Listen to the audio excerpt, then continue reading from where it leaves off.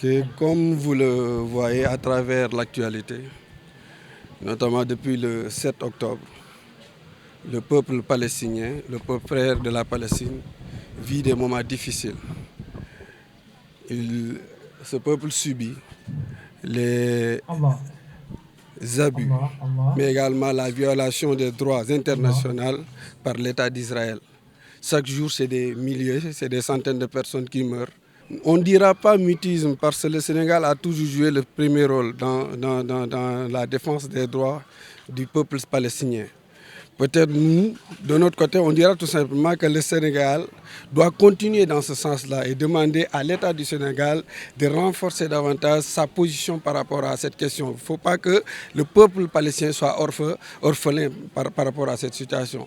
Le monde, surtout l'Occident, les grandes puissances, se taisent sur cette question-là, où ils sont en partie pour Israël. Et c'est ce qui est dommage. Le droit international est bafoué, les droits de l'homme sont bafoués, des enfants, des femmes meurent et personne ne dit rien. Israël a violé plus de 60 résolutions. Et malheureusement, quand les Palestiniens essaient de résister, on les qualifie de terroristes. C'est dommage.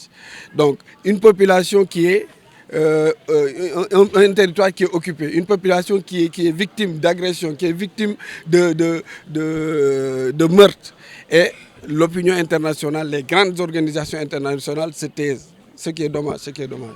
Oui, présentement, on ne peut dire que ça. C'est-à-dire, la solution à deux États et serait la meilleure.